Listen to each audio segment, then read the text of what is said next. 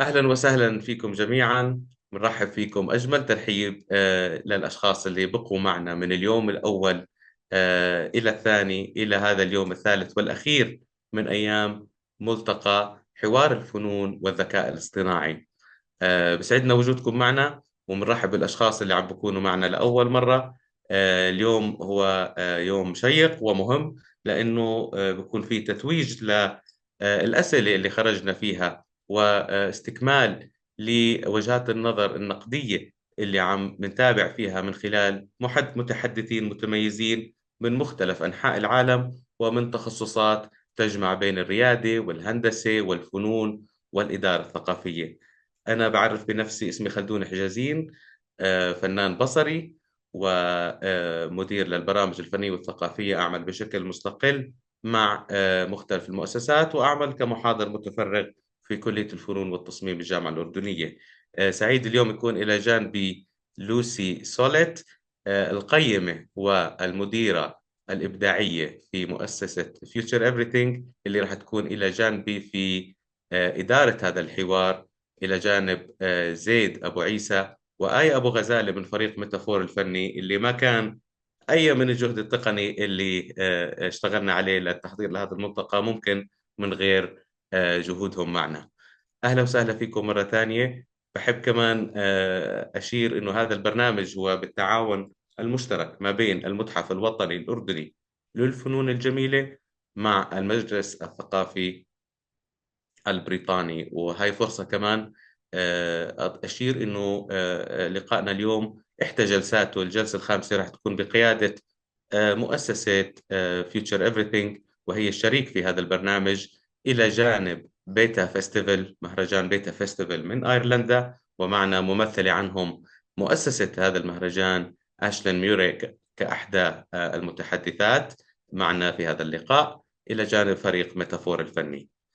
راح أرجع من الشريك الأول أو من التعاون الأول، البريتش كونسل. الحقيقة يعني بيعود هذا التعاون ما بين المتحف وما بيننا احنا كفرق فنية مع البريتش كونسل ل 2022، وهذا بفضل آلاء قطام، مديرة الفنون في المجلس الثقافي البريطاني، اللي للأمانة أنا كشخص أول ما التقيت فيها ألهمتني جدا في تطلعاتها لطموحها في تطوير أجندة الفن الرقمي في الأردن. فيسعد مساكي آلاء، وبحب أدعوكي نسمع منك يعني شو طموحك، شو بتشوفي من ما يتحقق اليوم عندنا في هذا الملتقى، كيف عم ببني على عمل قمنا فيه بالسابق، وكيف ممكن يكون يأسس ويفيد مشاريع في المستقبل. أهلا شكرا آلاء. جدا خلدون، مرحبا ومساء الخير للجميع. شكرا على هاي المقدمة الجميلة جدا، يعني أخجلتم تواضعنا زي ما بنحكي بالعربي. خلدون، يعني أنا دائما بسميك الجاد فاذر تاع ديجيتال ترانزميشنز، فبسعدني كثير أكون معكم اليوم، وشكرا على إتاحة الوقت لإلي بس نرحب بالجميع. أنا آلاء قطام، مديرة مشاريع الثقافة والفنون بالمجلس الثقافي البريطاني للأردن واليمن، متواجدة في عمان. يعني فخورة جدا أكون معكم اليوم بقيادة خلدون حجازين، وأيضا كمان مجموعة ميتافور الفنية العزيزين على قلبي، وبحب يعني أشكرهم بالاسم: زيد، آية، ديانا، وصلاح الدين. شكرا لكم على الدعم والتعاون. برضو كمان بحب أنوه بالشكر لشركائنا بالمشروع، وبرضو كمان مرة هاي بالحوار، اللي هم مؤسسة Future Everything من يوكي، بيتا فestival، المتحف الوطني الأردني الغني عن التعريف، واللي كان عن جد له بصمات واضحة في هذا البرنامج، وزملائنا برضو كمان من المملكة المتحدة: هنا، إنيني، أورورا. شكرا لكم جميعا. أنا ما راح أطيل الحكي بالمقدمات، ولكن أنا حابة أشارك معكم إنه جد فخورين جدا إنه نكون موجودين بهذا الحوار. يعني 3 أيام هاي اللي مضت كانت بالنسبة إلي قيمة جدا، لأنه إحنا قبل 4 سنين بدأنا ببحث بسيط جدا في مجال الفنون والتكنولوجيا التكنولوجيا قادته آرتمي جو من الأردن، وكان عندنا هالبحث البسيط، وبعديها نظمنا أونلاين فورم ل3 أيام، برضو كان شكله رقم 3 إحنا محظوظين فيه، ومن خلاله التقينا بخلدون، وبدأنا بعديها رحلة تحولات رقمية. هذا المشروع الرائع جدا اللي هو إحنا فخورين جدا إنه عندنا هلأ تقريبا 24 فنان شاركوا بهذا المشروع. عندنا نتاجه مجموعة ميتافور الفنية اللي عم بيصير إلها كتير حضور وتعاون سواء على المستوى المحلي أو الإقليمي. هذا الحوار بالنسبة لنا مهم جدا، لأنها نقطة بداية لمشاركة إنتاجات برنامج تحولات رقمية، وبرضه كمان للاستفادة والتشارك مع المنطقة العربية، وبرضه كمان مع المملكة المتحدة والخبراء من أنحاء العالم. فشكرا كثير لكل اللي ساهموا إنه يعني نكون موجودين بهال3 أيام مع بعض. شكر جزيل للسبيكرز اللي عن جد ألهمونا سواء منطقتنا العربية أو المملكة المتحدة. يعني عن جد كانت محادثات قيمة جدا. أنا قلت ما رح أطيل الحكي، بس شكلي أطلت شوي. شكرا كثير لكم، وإن شاء الله نحكي بالنقاشات الجاية. شكرا خلدون. أكيد أكيد، للحديث دائما بقية معك آلاء. وزي ما تفضلتي يعني فرصة غنية لنا اليوم أن نكون في هذا الحوار اللي بعيد بقول هو عابر للحدود وعابر للمسافات، متحدثين من مختلف الخبرات والخلفيات. اليوم في الجلسة الخامسة راح أترك قيادة هذه الجلسة اللي أشرف على تنظيمها والتفكير في بنائها مؤسسة Future Everything من خلال القيمة ومديرة البرامج الإبداعية لوسي سوليت. هلو لوسي. Hi everyone. Yeah, it's really nice to be here, and thank you so much for your introductions. And yeah, we're really happy at Future Everything to be part of this exciting initiative as well. So yeah, just to introduce this session, and then I'll introduce the 2 speakers that we have for it. We're going to be exploring the role that data sets and algorithms play in reinforcing hegemonic narratives and power dynamics, and look at how creative approaches to reclaiming agency over AI can offer alternatives, as well as deepen the cultural and societal possibilities of the technology. And so we're kind of asking 2 central questions here, I think. One is what creative potential opens up when artists and communities directly shape the tools that they use, and how can this help kind of highlight alternative approaches to the kind of big tech tools that we have on offer at the moment. And so I'm really delighted and very grateful for our 2 speakers who both bring really different perspectives to these questions. Firstly, Padmini Ray Murray, who joins us from Bengaluru in India, where there are some really big storms at the moment. So Padmini is actually joining us through her phone, and so that if you're seeing any kind of difficulties with the visuals on Padmini's screen, that's why. And thank you, Padmini, for actually managing to make it despite the power cuts. So Padmini is a feminist researcher and maker, and the founder of Design Biku, which is a collective that advocates for equitable digital access by focusing on contextual and locally rooted design responses. And then Terence Broad is an artist and researcher based here in London, and he's senior lecturer at UAL Creative Computing Institute. And Terence's practice entails working directly with kind of code, algorithms, and neural networks that make up machine learning, including really pioneering some early experiments with AI. So without further ado, I'm going to hand over to Terence, if you'd like to share your screen. Thanks, Lucy, for the introduction. My name is Terence Broad. As you said, senior lecturer at the UL Creative Computing Institute, though today what I'm going to be talking mostly about is the work that I did in my PhD, which I recently just finished at Goldsmiths, and I actually submitted the final version last night. So today is the first day I'm able to introduce myself as a doctor. And the title of this talk is Expanding the Generative Space, which is the same name as my PhD thesis. But to start this talk, I'm going to start by sharing this project that I did before the PhD. This was a project I did in 2016, where generative AI was just starting to come out, and I was working on it at the time. And I did this project where I trained a generative AI model called an autoencoder on all of the frames from the film Blade Runner. So I took all the frames from the film, I trained this neural network several times. It watched the film about 6 times, and then I made this reconstruction of the film, and I made a full feature-length reconstruction of the original film. So I did this because no one had ever really made a film using AI, generative AI in this way. And if anyone was ever going to do it, I felt like Blade Runner was the obvious choice. It's a film about science fiction. It's from the 80s, based on a book by Philip K. Dick called Do Androids Dream of Electric Sheep? And it's very much about artificial humans, artificial memories, and the sort of questions about, subjective experience and memory and understanding whose memories are what. So it felt like an obvious choice to remake with AI. And I remade the film. I put the whole thing on Vimeo, wrote a blog about it, and then after about a week, I got this email from Vimeo saying that Warner Brothers had issued a copyright takedown notice under the American Digital Millennium Copyright Act.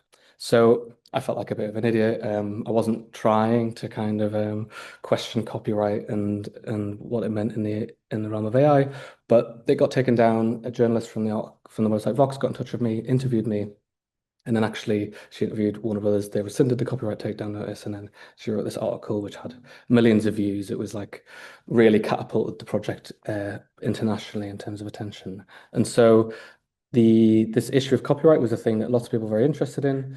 And this article and all the attention that's got was meant that lots of people saw the work, including curators from galleries and museums. And within a few months of making this work, the work was shown at the Whitney Museum of American Art and shown at lots of galleries and museums around the world. So this kind of copyright infringement dispute was something that did very well for me, but it was something that caused me a lot of stress. I was always worried that I was going to get sued by Warner Brothers every time this exhibition was going to be put on.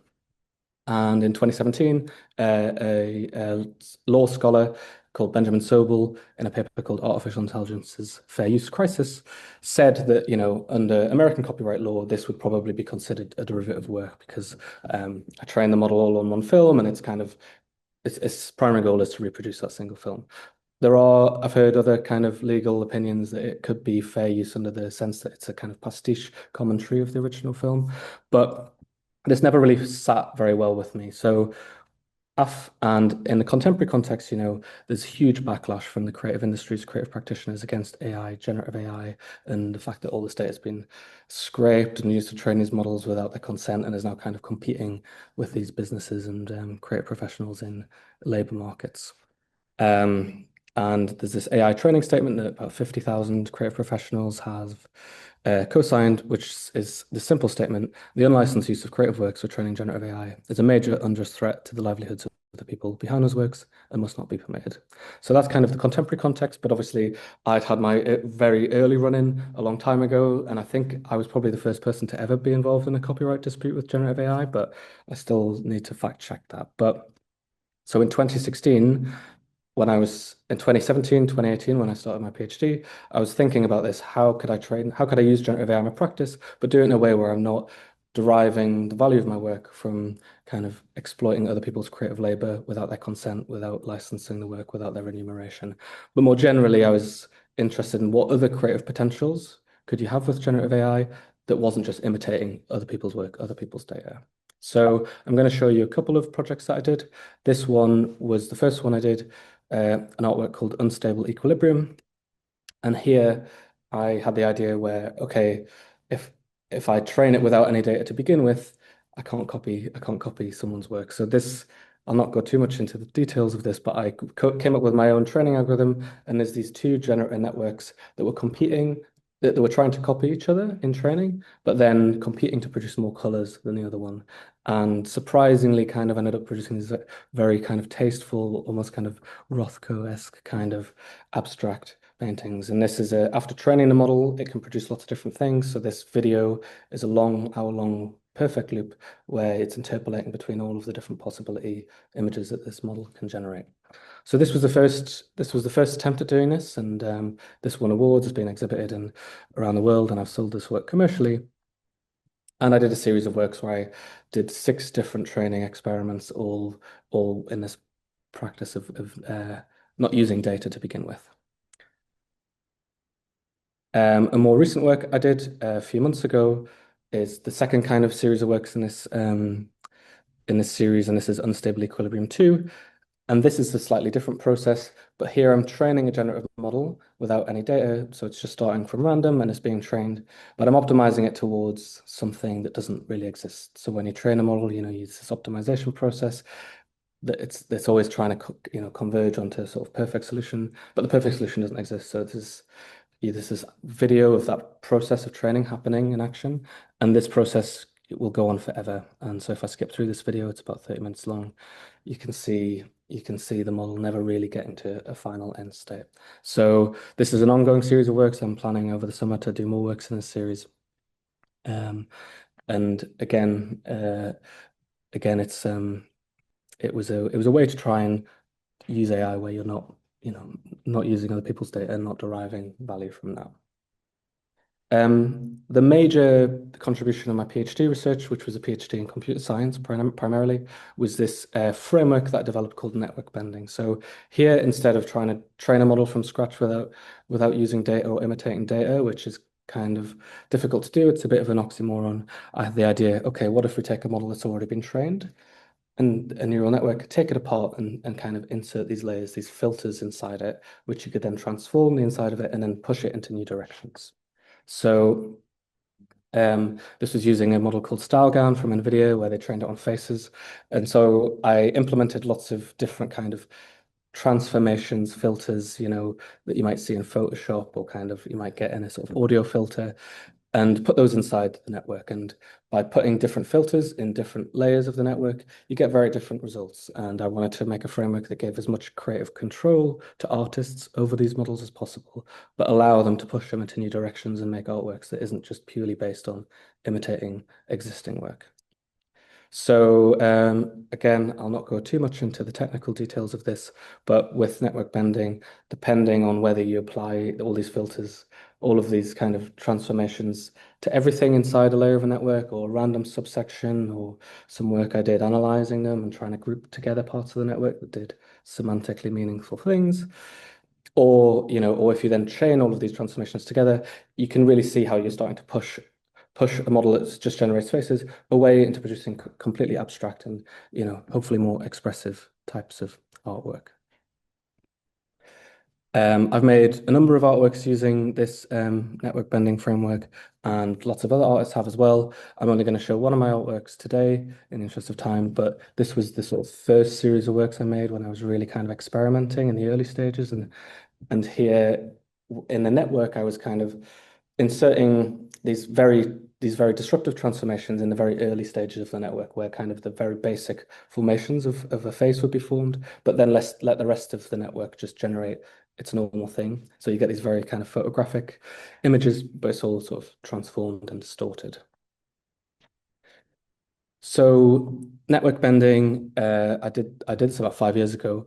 Lots of people have taken this on further, developed it in new directions, and more importantly, built user interfaces to allow artists to have more creative control over these models. So here are some examples. There are other ones, but StyleGAN 3 Visualizer by NVIDIA, AutoLoom project by Simon Fraser University, and some other examples by some other researchers.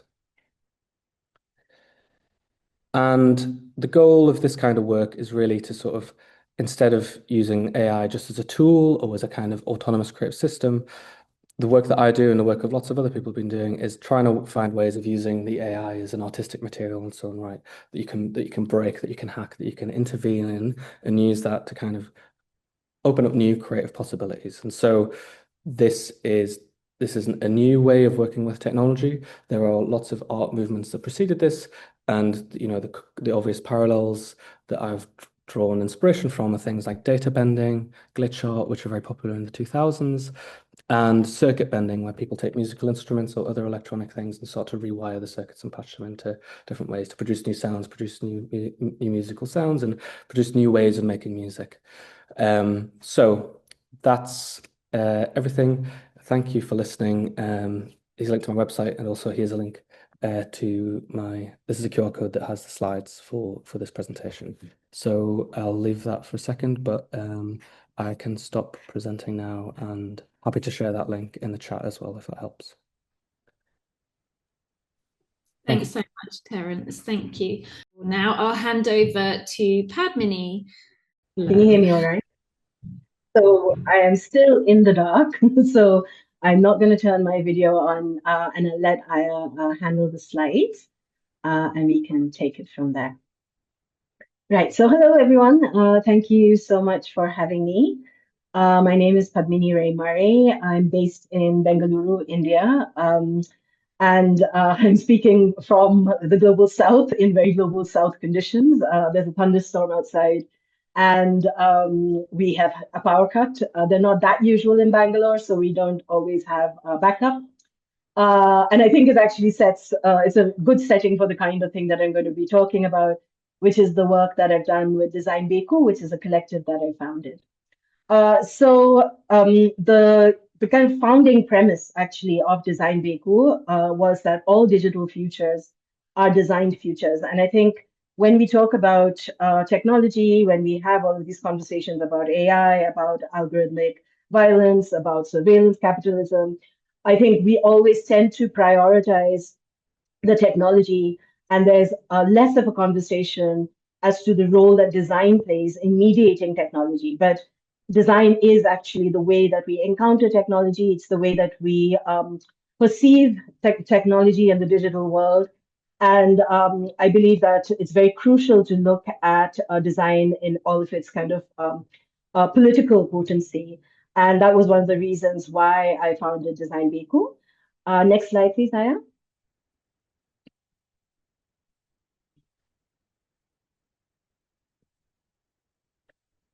Yes.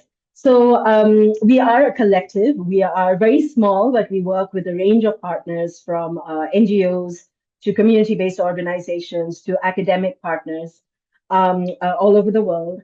And the name itself, I should just very quickly explain. Beku is Kannada. Kannada is the local language in Karnataka, which is where Bangalore is. So Beku means I want. So Design Beku means I want to design. And Design Beku was kind of born out of my experiences teaching at a design school.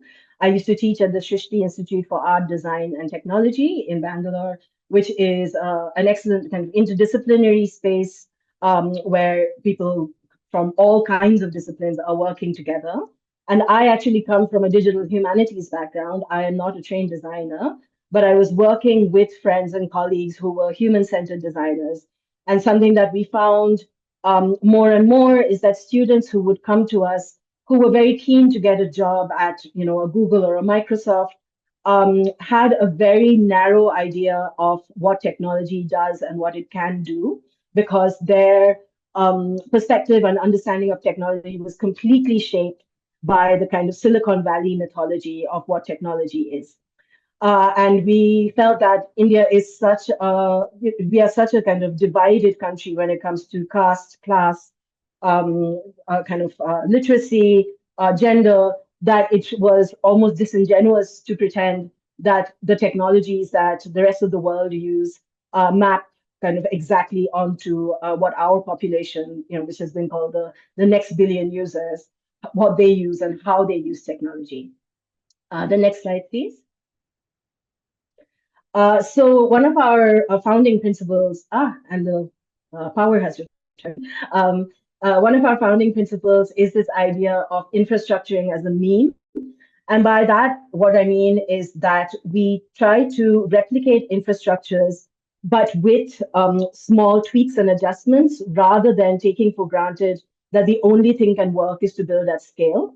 Because we feel to build at scale in a country like India can really flatten the nuances of a country that is so multilingual, so different in its kind of regional variations.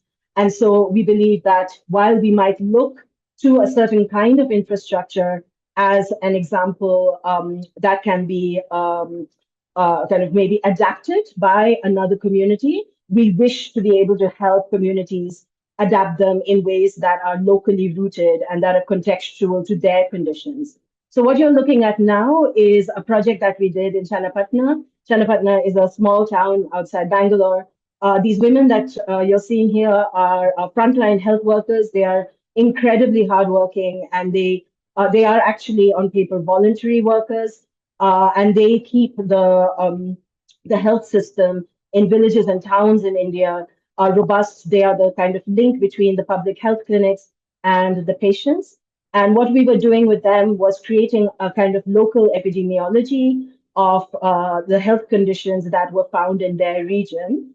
And they were given access to a server. So what they're doing is they are uploading whatever patient kind of narratives they've collected, and they are uploading it to the server. And the server is not online. So it's more like an intranet rather than an internet kind of infrastructure. And the reason why I want to emphasize the importance of this is that because India was a country that came online using mobile devices, we did not have a laptop moment. The idea of the digital in India is always considered as equal to being online. So the idea of the digital as a condition is something that is not so widely understood. And so what we were trying to convey through this project was this idea that everything does not have to be online, especially if you are a vulnerable community, especially if your data is likely to be preyed upon by corporations and by governments, especially if it might allow larger forces to profile vulnerable communities, then we do not necessarily want everything to be online. The next slide, please. So on the surface, this project might not seem like an AI kind of a project that is connected to AI, but I'll explain why I thought it might be interesting to bring this in. So this is working with a community of Dalit, who are the most oppressed caste in India, Dalit musicians, many of whom also have disabilities. They are folk musicians, and we kind of help them set up, again, a very makeshift recording studio. And they have been recording their own music, and they have been putting it up on YouTube. They're called Belaku Studios, if you want to look them up. And they also have an Instagram account. And what is really interesting about this endeavor is that, on one hand, it is allowing a democratization and an access to a much larger audience than this group of people in a small Indian village could ever imagine to reach.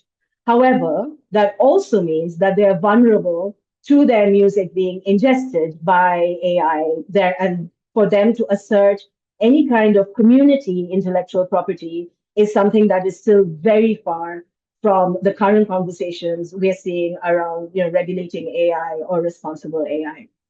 Next slide, please. So this was a kind of a collaborative project that we did with Tech Sakhi. Tech Sakhi is a helpline for both women and men who might be encountering technologically mediated gender-based violence. And they were asked, if you had the ability to incorporate AI into your service, what would you do? And so we were kind of helping them think this through. And we realized that there were two issues. One was the nature of the helpline meant that their users were all anonymous. We could not track them down for obvious reasons. And the second problem was that they had a very small team and very, very limited technology. And when we were researching for this project, what we realized is that the use of AI in crisis services in many places in the world is as a first port of call. And the reason for this is that AI, as we know it today, I would say like the post-GPT movement, is basically the bot model, which is very predicated on a consumer-facing model, right? It's like, when you are at a website and you want to buy shoes and, you tap on the help and it's a bot. Now, that's all right when you're buying shoes. That is not all right if you are a vulnerable survivor, if you are a victim of some kind of violence. And so basically what we were trying to do through this project was to demonstrate how we could actually move the use of AI further upstream in the design process, rather than putting it at the sharp end where it could actually affect and harm potentially users of the service. Because in India, definitely audiences who use chatbots are often not aware that these are not real people. And so there is a big gap in understanding here, and there's a big gap in kind of knowing what kind of comfort or what kind of support they might get because of this illusion that the bot is a real person who is helping them. Next slide, please. Right. So I just wanted to kind of talk about this because it was a really fascinating anecdote that kind of came to be. So the group of women that you see here, in the inset image, you can see them, and in the background there's this huge mural. So they are the artists of that mural. They are a group of trans women called the Arvani Art Project, and they do amazing, these huge murals all over the world. They've exhibited in the Venice Biennale. They're very, very well known for their work. However, they always are using manual tools. So they are painting, they are hand painting these murals. So they came to us saying that we really want to learn digital tools. So we said that we would teach them Canva because Canva was the cheapest, the easiest to use on phone. And so we were teaching them Canva. And Canva has a facility where you can look for an image and it will throw up an image which is pulled from a stock photo website. And what was kind of astounding and slightly terrifying is that two of the pictures featured, if you search for transgender woman India, were of the women we were teaching in that room. And it went to show how the forces of global capital narrow the algorithms. So they funnel the algorithms so much that it is only those who are named and made visible to the algorithm who can be seen, but often without their own consent. So, we are now trying to actually track down the person who took the photograph and sold it to Canva, which, as you can imagine, is actually quite a long, drawn-out process. But it goes to show how tricky it is to, work in these very, very different worlds where AI is, of course, kind of accelerating at this incredible rate, but it's leaving all of these people behind. The next slide, please. Thank you. So yeah, we can just have that on in the background. Thank you, Aya. So this is a clip from a animated film we did, which was, oh no, it's gone back to the beginning. Oh dear. Okay, never mind. We can just have it going on in the background. So it was funded by Engage Media, and it was looking at digital rights in Southern Asia. And what we chose to do was to create a kind of a fable, an animated film that we could use to explain to the average person what it means to have your data kind of sucked in by forces that are much larger than yourself. So I can share the link in the chat, and maybe you can find the time to watch it later. It is available in English. It's also available in Kannada, the local language here. And we often use this film to show people what it means to be using an app. I think something that also, again, differentiates India from other countries in the world is that our experience of the internet has been app first, because we entered the digital universe using apps and not browsers. The idea of the internet or the World Wide Web as a space that you can explore, that you can navigate, that you can get lost in, is something that most Indians are actually not familiar with. And so their whole experience of the internet is mediated through the apps and through the Google universe, because we are a 95% Android country. And so everything that the Google ecosystem deems fit to show people is what gets shown. YouTube is probably the most used website in India because of low literacy. And people, if they need to find out something, they will Google it and then they will watch a video. There is no way for them to know, how kind of accurate this video might be. They are just picking and choosing based on what looks good, right? So it's a dangerous problem that we have. There's such a stranglehold on knowledge, on news by these large corporate ecosystems. Next slide, please.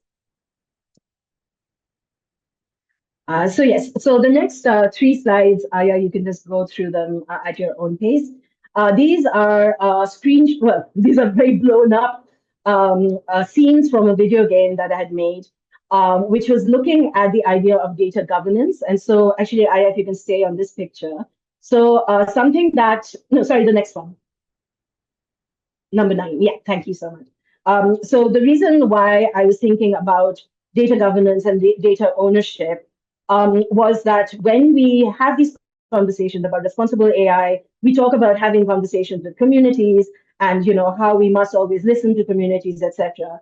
But what that actually ends up meaning is that we are actually saying that communities are homogeneous. And that, of course, is not the case. A community is very heterogeneous. There are power equations and dynamics within communities which will shape community decisions. So I was trying to look at historic models or indigenous models of governance in order to think through what might be an alternative paradigm for data governance. And so what I was looking at here was the idea of a seed bank. So farming communities all over the world, store their seeds and then kind of use them over, the seasons according to what is, according to the climate, according to what has been grown before, according to demand now. And it is something that a community kind of comes to consensus about. So it is something that they discuss, and then they decide what are the seeds that are going to go out of the bank. So I've been looking for metaphors, for paradigms that might help us rethink the way we think about data governance, because then I think that is the only authentic way in which we can have these conversations about responsible AI with communities. I'll just stop there. Thank you. Thank you so much, Padmini. That was really informative presentation and snapshot of your work at Design Biku. There are a couple of questions that have come up. The first one was from Abdullah. If Abdullah is still here, perhaps you could turn on your microphone and pose your question, and possibly give a little bit of context for it would be helpful, I think. The question basically says, can this AI-induced flaw be addressed as the world advances? So we're going to ask the speakers twice, right? What do you make of the question, and what do you make of the answer of the question? Thanks, Aldi. Any thoughts? Welcome. I can have a go. So I'm assuming maybe the question's in related to my work. So definitely with network bending in particular, and other approaches that artists have had in terms of like hacking and breaking models, it very much is part of it is very much about by breaking the models, you're kind of seeing the kind of revealing the internal working of the model, and sort of exaggerating the kind of potentially the flaws and the glitches and the sort of things it gets wrong.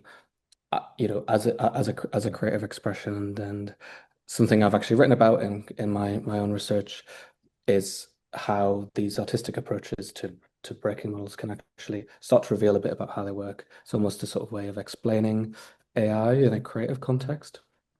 So the work I did was primarily with GANs. They were kind of old technology now. We now have much more advanced models like diffusion models and OpenAI's Sora video generation models. And I think this is an open question.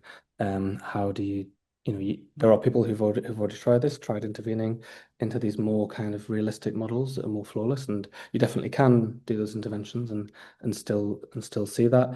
Every model, each one of these AI models works differently. So what works well in network bending might not work exactly well in a text-to-image diffusion model, or a video generation model, or an audio model, or whatever. So I think this is something that I'm going to be looking at now post PhD, looking at these kind of more up-to-date models and seeing what different ways you could intervene in the way that they work, and use that as a creative tool, but also kind of use that as a way of understanding how these things actually work, which is even the people who build them say they don't really understand how they work.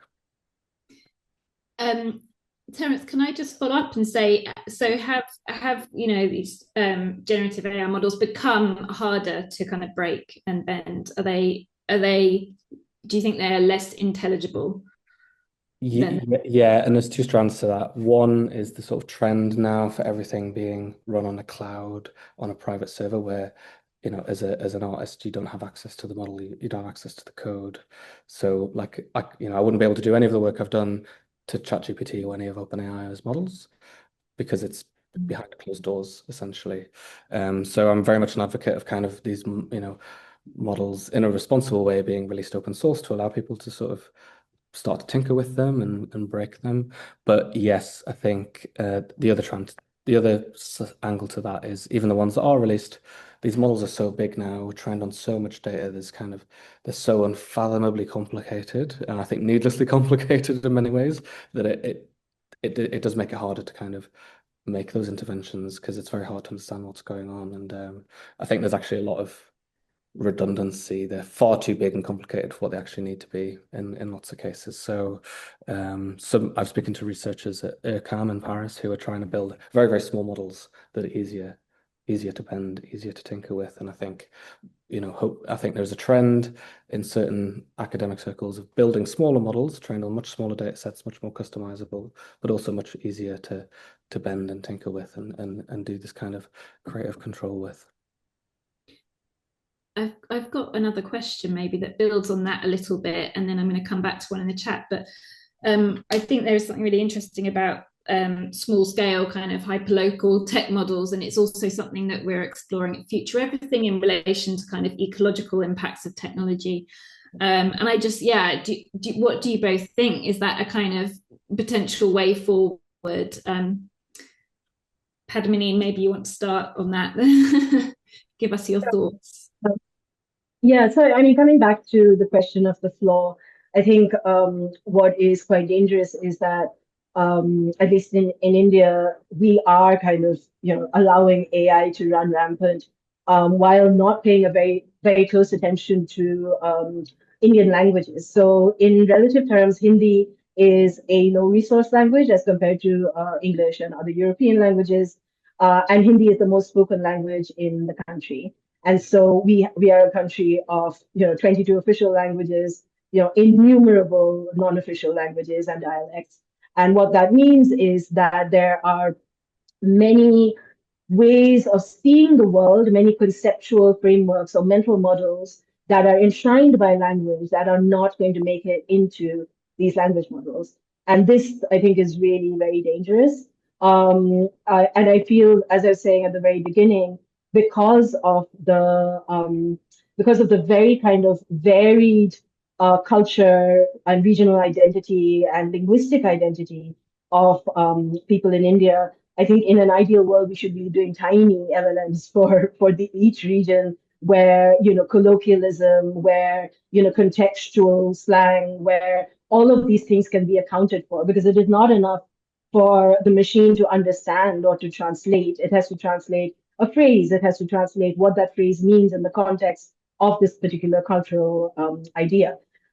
So I think that is kind of my big fear, that there's not going to be, that it's basically a race against time. There isn't going to be enough effort put into saving these lesser resource languages, and they will kind of lose out, and we will lose a lot of kind of indigenous heritage and culture as a consequence.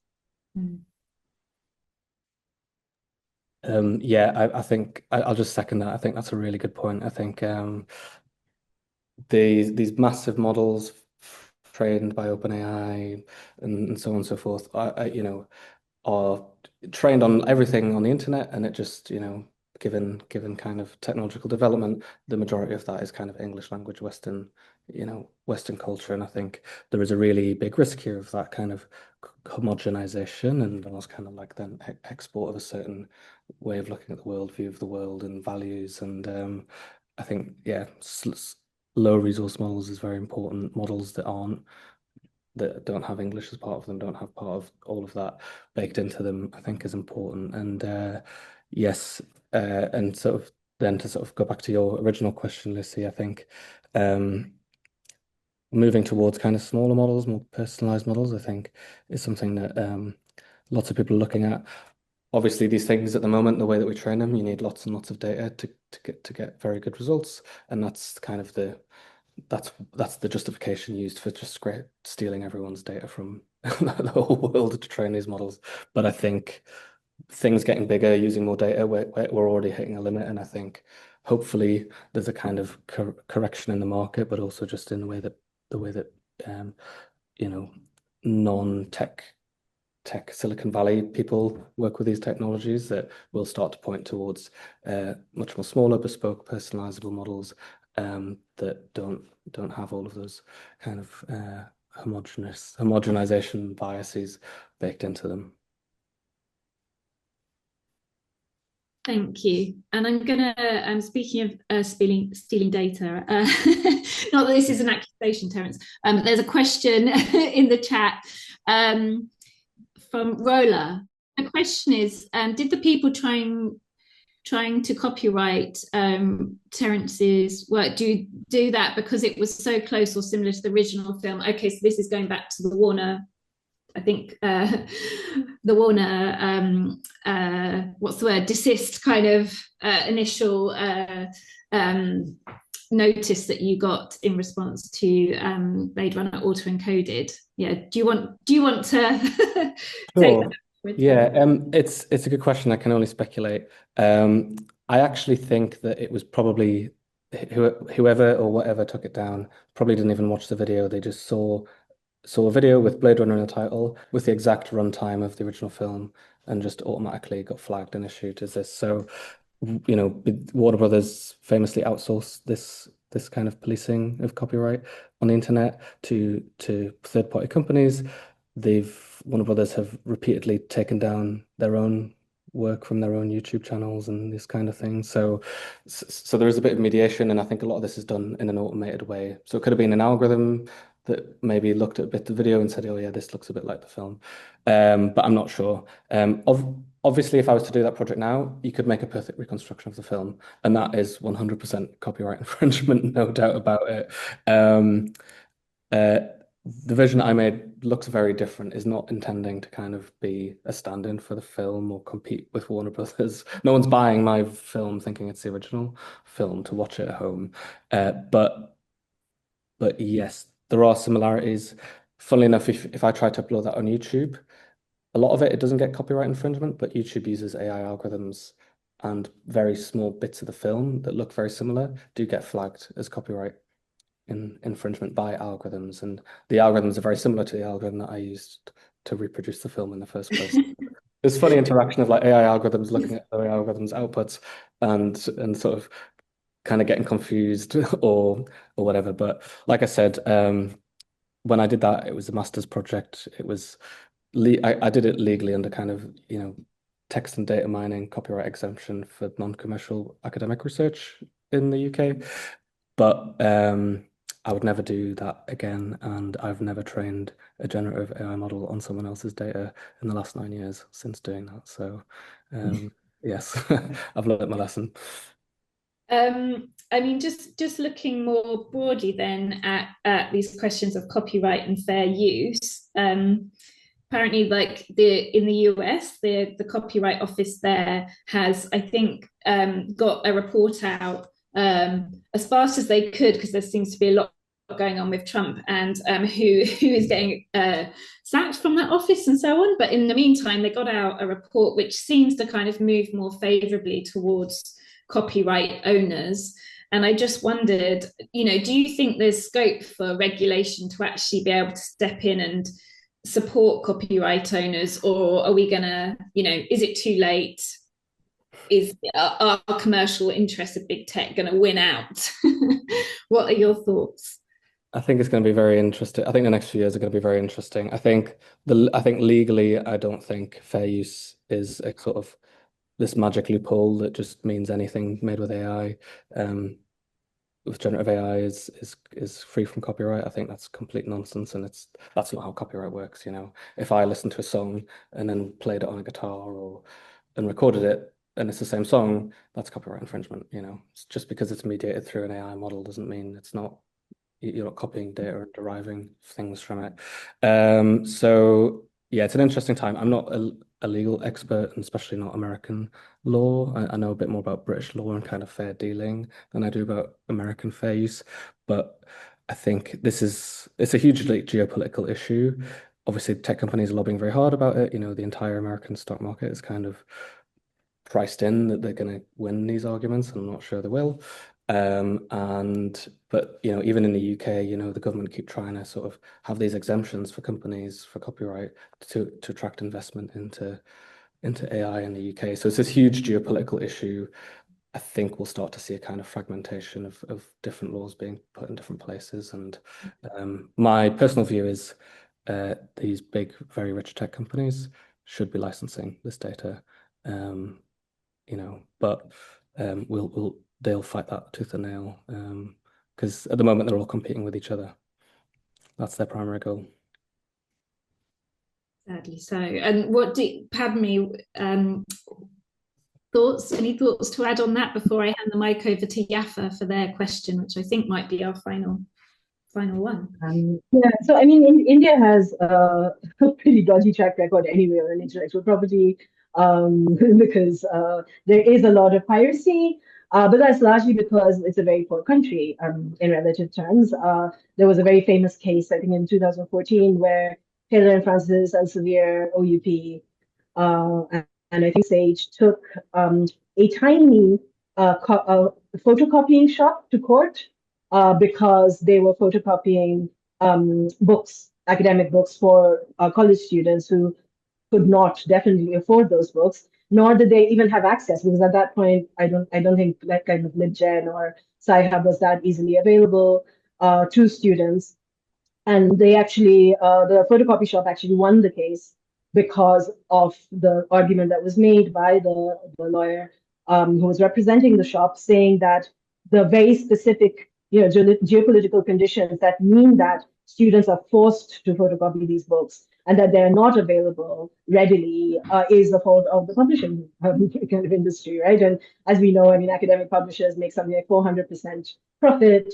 None of that is going to academics either. So in similar ways, I feel like in India, kind of intellectual property regulation, there was a very famous case here with A. Rahman, who's a very famous music composer here, who used the voice of some previously deceased singers, but they're very famous and very kind of dear to people's hearts. And so this kind of whole I think what's it called, life rights, kind of this kind of basically using somebody else's voice, etc. after they pass. I'm not sure whether that's the right phrase, but that's also something that's come up as well. So I think what's going to be interesting to see is that in a world where we've not been able to regulate even social media on a global scale, how are we going to regulate AI? And I think it's anybody's guess, to be honest.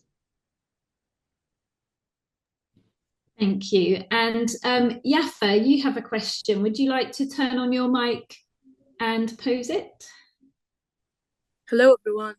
I just wanted to say that I think I'm amused of how applicable is the methodology of Padmini in India and how much similarity between India and Arab countries. So we can take concepts and have cultural exchange between us more and more, saying contextual and feminism and your projects, how they are applicable here in our country and other Arab countries. Your volunteering women through the projects, I liked it so much. So yeah, that's my comment. That's very kind. Thank you so much. And I'm really glad that it spoke to you, because I think I'm always a little apprehensive that it will not translate. So I'm really glad that you found it, that resonated. And please do reach out if you like. I'll put my details in the chat. Thank you. Yes, of course. Thank you. Well, with that, I think we need to wrap up. But I am so grateful to you, Terence and Padmini, for sharing your take on how to really how you're both really exploring opening up the potential of different ways of working with technology and specifically these AI tools. So we really appreciate that, and I think it's going to be lots of inspiration for the next phases of this all. So thank you very much, and thank you for everyone for listening in. I think I'm going to hand over to you, Haldun. Yes, fantastic. Thank you very much, Lucy. But I also want to point out that, yes, most of the questions perhaps that were in the session and the topics and the themes both of our speakers touched on were relating to copyrights and property, intellectual property, and the work of creatives. We are glad that you stick with us through the first session, and we'd love for you to stay with us for the second session, which will be mostly an open floor, guided by two visionaries, people who been through the challenges and the pros and cons of navigating festivals, establishing new platforms and spaces for artists to come together.